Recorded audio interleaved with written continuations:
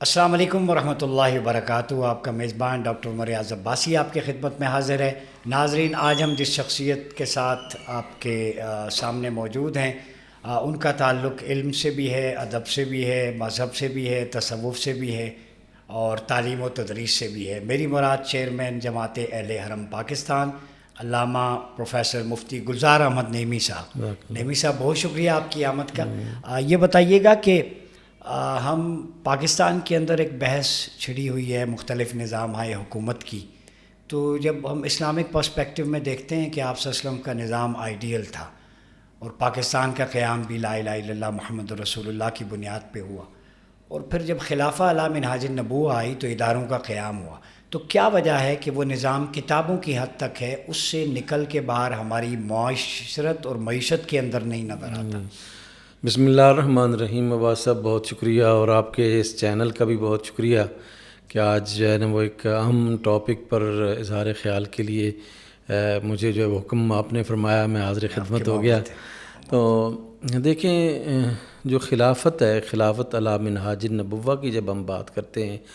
تو رسول اللہ صلی اللہ علیہ وآلہ وسلم کے اس دنیا سے ظاہری پردہ فرما جانے کے بعد سیدنا حسن مجتبی علیہ السلام تک خلافت جو ہے وہ علی منہاج النبوہ رہی ہے، اور اس کے بعد پھر رسول اللہ صلی اللہ علیہ وآلہ وسلم کے مبارک فرمان کے مطابق ایک کاٹ کھانے والی ملوکیت جو ہے وہ سامنے آئی ہے، جس میں وہ تمام چیزیں جو خلافت کے زمانے میں تھیں وہ تقریباً جو ہے وہ بادشاہت میں کنورٹ ہو کر جو ہے وہ ختم ہو کے رہ گئیں۔ اس روئے زمین کا جو انسانوں پر حکمرانی کرنے کا، یا اس زندگی میں انسانوں کی مینجمنٹ کا، پولیٹیکلی، سوشلی اور اکنومیکلی، یہ ساری بہترین اس روئے زمین کا جو نظام ہے وہ خلافت ہے۔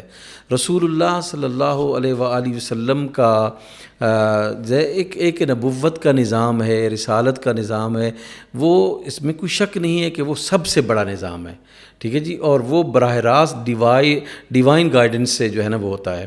لیکن یہ جو خلافت ہے، اس میں جو شورائیت ہے، اور ایک خلیفہ اپنے آپ کو بالکل ایک عام انسان سمجھتا ہے، اور وہ اپنے آپ کو دوسرے انسانوں سے زیادہ جو ہے وہ بڑا نہیں سمجھتا۔ اس خلافت کے نظام کی اتنی خصوصیات ہیں کہ یہ نظام جو ہے وہ بنیاد بنا ہے مسلمانوں کی 1000 سالہ حکومت کی۔ یہ یعنی اب اس پوری مسلمانوں کا جو ٹینور رہا ہے پوری دنیا میں بطور خاصتین براعظموں میں، ان کی ابتدا کیا ہے؟ ان کی ابتدا جو ہے یہی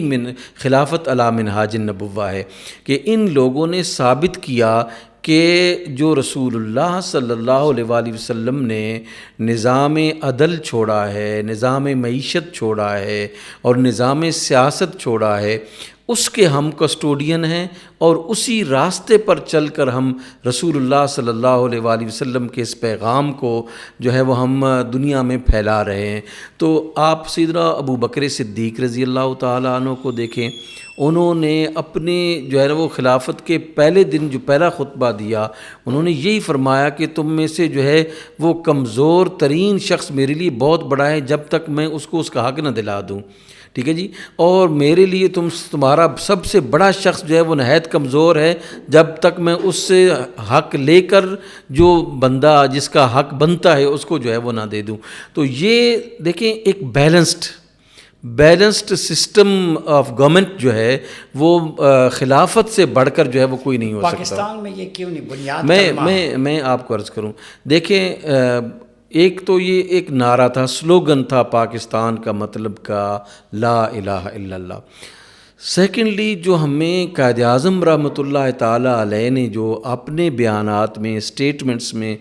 بیان کی ہیں چیزیں، ان میں سب سے بڑی سٹیٹمنٹ اسلام کے حوالے سے جو انہوں نے کہی کہ ہم یعنی پاکستان حاصل کرنے کا مقصد ایک زمین کا ٹکڑا حاصل کرنا نہیں ہے، بلکہ ہم ایک ایسی تجربہ گاہ چاہتے ہیں جو بر صغیر میں ہم اسلامی اصولوں کے نفاذ کے لیے وہ تجربہ گاہ جو ہے استعمال کریں، اور وہ تجربہ گاہ جو ہے ہمیں بتائیں کہ رسول اللہ صلی اللہ علیہ وآلہ وسلم کا قرآن و سنت کا نظام اور یہ خلافت کا نظام جو ہے وہ کتنا بڑا نظام ہے، جس کے ذریعے سے کمزوروں کو اس لیے جو نہیں چھوڑا جاتا کہ وہ کمزور ہیں، اور امیروں کو اس لیے نہیں چھیڑا جاتا کہ وہ امیر ہیں۔ تو یہ اعتدال کا خوبصورت نظام ہے۔ میں یہ سمجھتا ہوں کہ قیام پاکستان کے بعد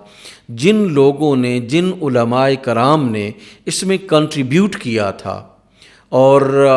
بہت ہی آپ کو پتہ ہے کہ سنی بنارس کانفرنس ہوئی، اور یعنی بڑے لوگ، بڑے جو ہے نا وہ تمام مکاتب فکر کے لوگ کم و بیش جو ہے وہ بڑے شامل تھے۔ انہوں نے ایک مطلب یہ کہہ دیا کہ اگر پاکستان کی تعمیر میں قائد اعظم علیہ الرحمہ جو ہے وہ پیچھے ہٹ گئے تو ہم پاکستان کو بنائیں گے۔ لیکن ہوا کیا؟ ہوا یہ کہ قائد اعظم نے تو پاکستان بنا دیا، اب جن لوگوں نے اسلامی نظام کا نفاذ کرنا تھا اور اس کو علی منہاج النبوہ، خلافت علی منہاج النبوہ چلانا تھا، انہوں نے یہ سمجھا کہ اب ہماری جو ڈیوٹی تھی، ہمارا جو فریضہ تھا وہ تکمیل ہو گئی اس کی۔ پھر وہ دوبارہ اپنی خانقاہوں میں چلے گئے، اپنے مدارس میں چلے گئے، اور ٹیک اوور جو کر لیا انہی لوگوں نے کیا جن کا یعنی مذہبی بیک گراؤنڈ نہیں تھا۔ اس کی وجہ سے میں یہ سمجھتا ہوں کہ ان کے مذہبی بیک گراؤنڈ نہ ہونے کی وجہ سے ہم قرآن و سنت کے نظام سے جو ہے وہ محروم رہ گئے۔ میں یہ سمجھتا ہوں کہ جب تک آج بھی آپ دیکھ چکے ہیں کہ اس پاکستان میں جمہوریت جو ہے وہ کوئی اپنے اثرات پازیٹیو مرتب نہیں کر پا رہی، اور یعنی ناکامی پہ ناکامی ہے، ناکامی پہ ناکامی ہے۔ آپ کا جو ہے وہ اکنامک سسٹم کولیپس کرنے کے قریب ہے، اسی طرح آپ کی جو ٹریڈیشنز ہیں وہ تباہ و برباد ہو گئی ہیں، آپ کا جو سیاسی نظام ہے وہ ایسے نااہل لوگوں کے ہاتھ میں ہے جو کہ اس کو صحیح طور پر چلا رہے۔ آج بھی اگر ہم نظام کو تبدیل کرنا چاہتے ہیں اور سسٹم کو چینج کرنا چاہتے ہیں تو میں یہ سمجھتا ہوں کہ اس کے لیے ہمیں پھر اسی نظام کی طرف جانا ہوگا جو ابو بکر صدیق، عمر فاروق، عثمان غنی اور جناب مولا علی مرتضیٰ اور جناب حسن نے جو ہے وہ پوری اپنی تگ و دو کے ساتھ کیا تھا۔ بالکل۔ یہ بتائیے گا کہ آپ نے بڑی کمپریہنسولی اس کا انالیسس کیا ہے ہسٹورک بیک گراؤنڈ میں، خلافہ علی منہاج النبوہ، اس کے ایٹریبیوٹس پاکستان میں کیوں نہیں ہوا۔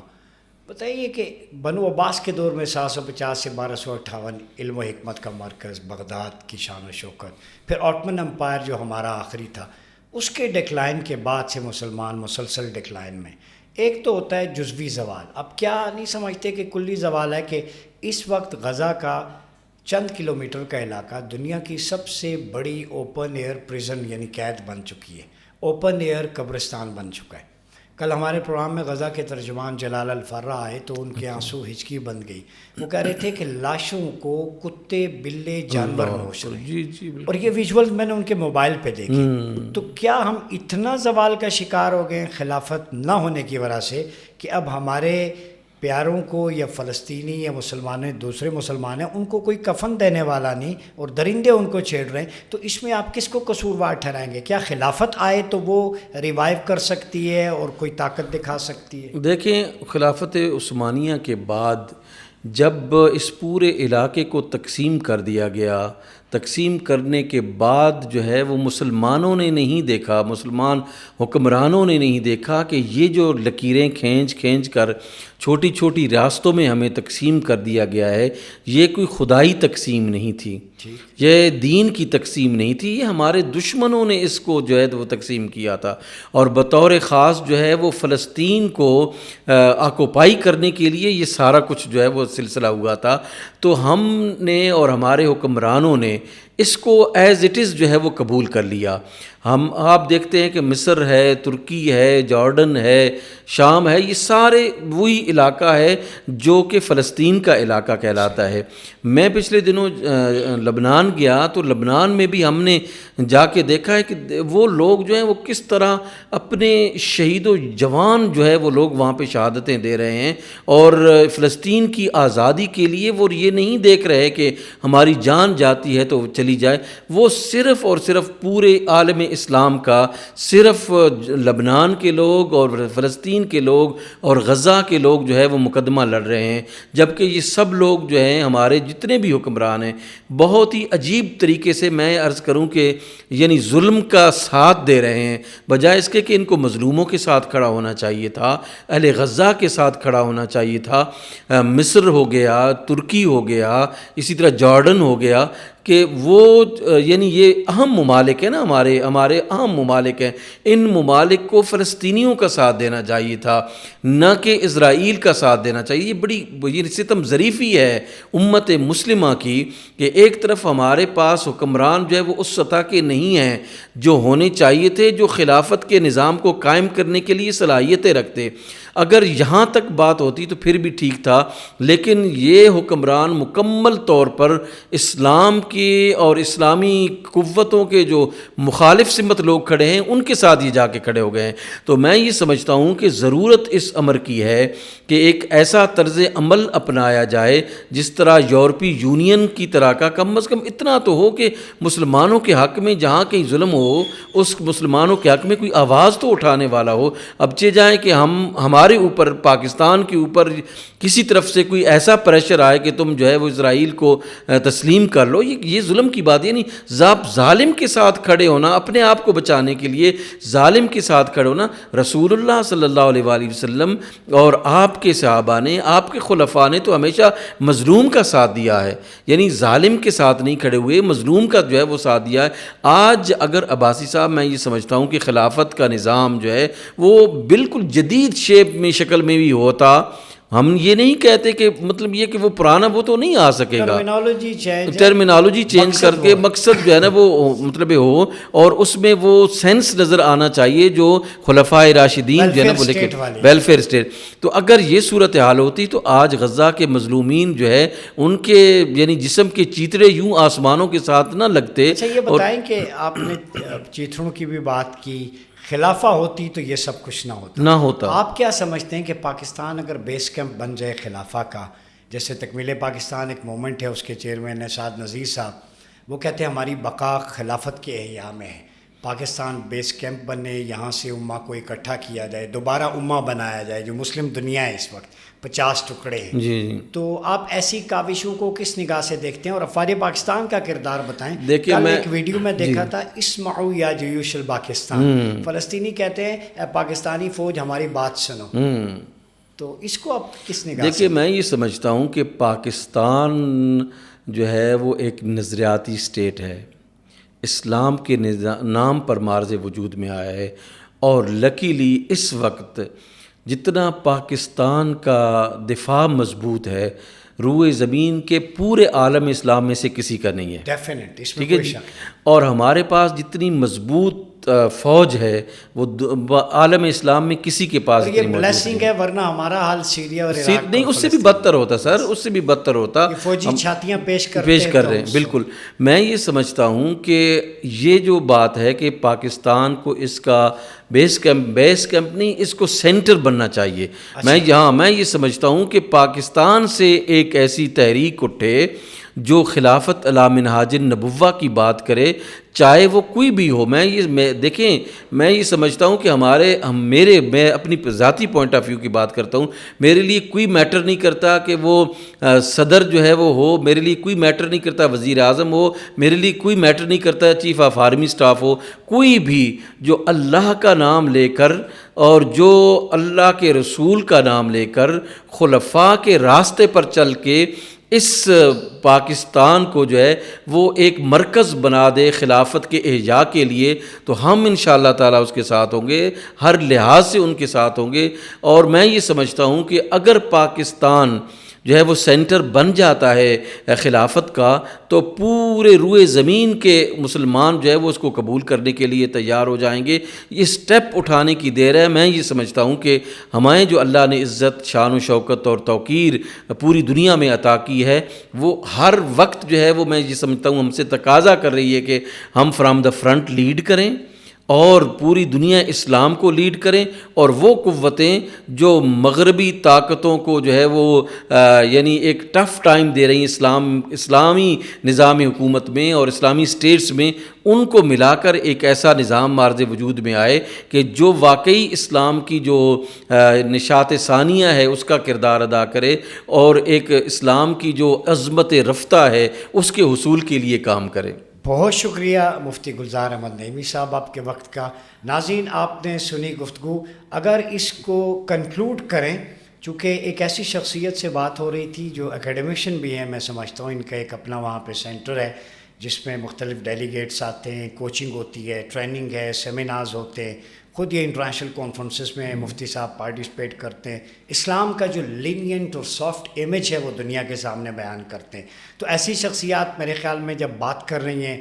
خلافہ علی منہاج النبوہ کی، اسلامک ویلفیئر اسٹیٹ کی، تو ہمارے علماء کو، مشائخ کو، دیگر لوگوں کو بھی دست و بازو بننا چاہیے، اور جو تکمیل پاکستان ویو لے کے چلیے، سب مل کے ایک پلیٹ فارم پہ اکٹھے ہوں اور پاکستان میں رول آف لا ہو، جو بنیاد کلمہ لا الہ الا اللہ محمد رسول اللہ تھی، وہ نظام یہاں پہ نافذ ہو۔ اور میں یہ بھی کہتا چلوں، مفتی صاحب نے بڑی ایسنس کی بات کی تھی، ریٹریبیوٹیو جسٹس بعد میں ہے، ڈسٹریبیوٹیو جسٹس ہے، وہ ویلفیئر اسٹیٹ ہے کہ لوگوں کو اتنا ویل آف کر دیں کہ وہ جرم کے بارے میں سوچ ہی نہ سکیں، سزا کی نوبت ہی نہ آئے۔ اپنا بہت خیال رکھیے گا۔ اپنے میزبان ڈاکٹر عمر ریاض عباسی کو اجازت دیجیے۔ اللہ حافظ۔